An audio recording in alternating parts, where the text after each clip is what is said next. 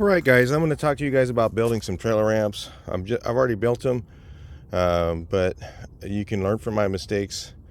So if you're building trailer ramps, just check this out real quick. I have to make this video at least 5 to 7 minutes long, so I'm probably going to over talk a little bit. If you want to skip ahead anytime, you're welcome to do so. So when I made these, I thought, well, I need them to be strong, because I'm going to carry something up to 4,000 pounds. If you're going to go heavier than that, you might want to consider that. But I still think they would be fine with what I found out in this video. A couple things. If you notice the welds look kind of crappy, it's because I went 2 passes over some areas. They're plenty strong. They just don't look the greatest. I had my welder settings different.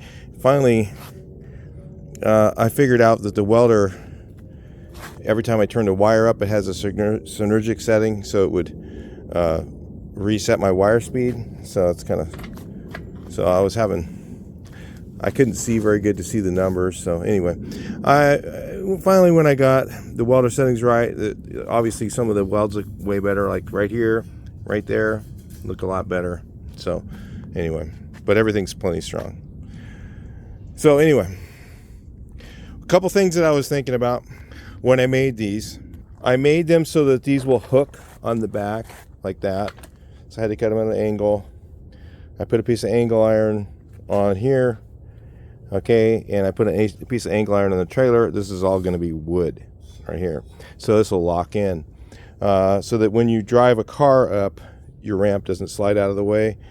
So you don't want that. Or going up the ramp, all of a sudden you hit the gas and it slides the ramp out, the car falls down. You need them to be locked in like this. All right, so that's one thing. Another thing that I found building the ramps is I went with 1/4 inch steel for here, and that was absolutely unnecessary. And the reason, I'll tell you why, things that I missed when I was trying to figure out strength, is these here, I ran them this way. Okay, I seen a lot of them where they run them the other way with the pointed side up, and I feel like the tire kind of gets caught in those areas where this, it can grip on that, those edges. So I went with that. I don't know, maybe you could even do it the other way, upside down, if you wanted this part up. I don't know, I guess you could do it. I've seen them like this before too, but like the tire gets caught in each one of those things, and I didn't like that. So I went with this way. Okay, right or wrong, I don't know on that, but I think it's stronger that way too. So that's the other thing I was thinking about.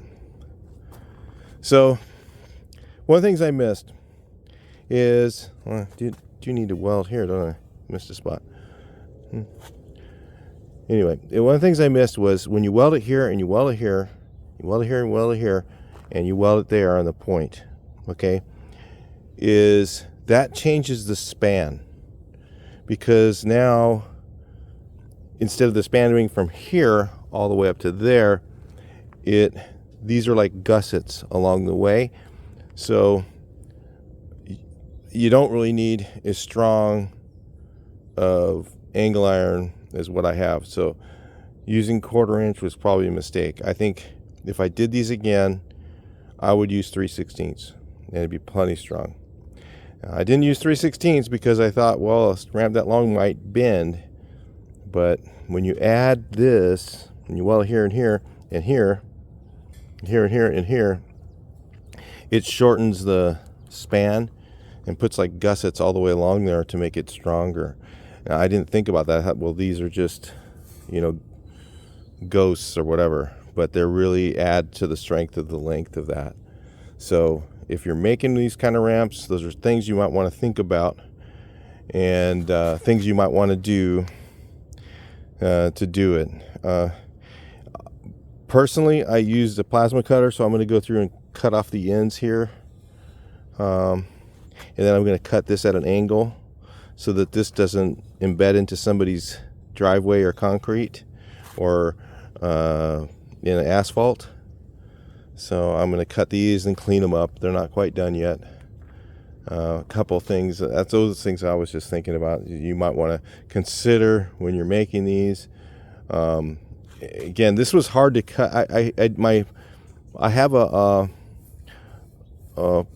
saw. What's it called? A cutoff wheel or whatever, but one that is on a radial arm type thing. And my motor went out in the middle, so that's why I ended up plasma cutting them.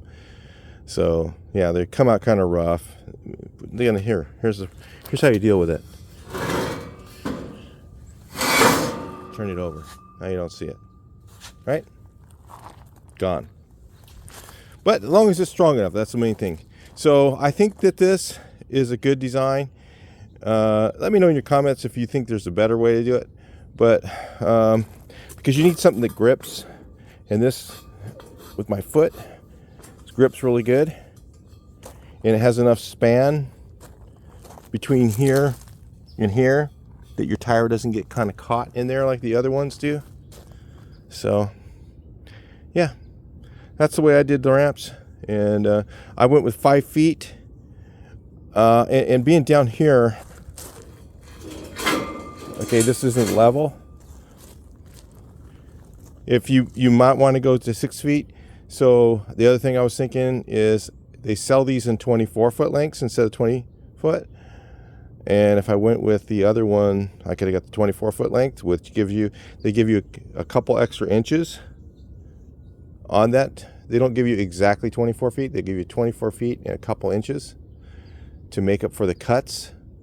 Just keep that in mind. So if you go 24 foot and you're buying them, or you're doing 20 foot, you're going to do 5 foot ramps. These are 5 foot ramps. 6 foot would be a little nicer. So I still think that the span would be fine if you went with 3/16. So these center pieces are 3/16. And if I went with 3/16 on the sides, I think it would have been fine. These are a little heavy because I went with heavier steel. I mean, just to lift up and move around, they're a little too heavy. So keep that in mind if you're making ramps. I didn't see really any videos on how, information on it. So I thought I'd just make one real quick for you guys that are don't know anything about this stuff. I don't know anything about making trailers. And I made this whole thing. I'm gonna have a whole full build on this trailer on this channel, so that'll be coming up pretty soon. Keep your eye out for that. Subscribe if you haven't done that already, and check out the full build on this trailer and see what we did. I took it from a camping trailer to a deck over. It's going to be decked over once we're done. All right, so talk to you later in the video. Talk to you later.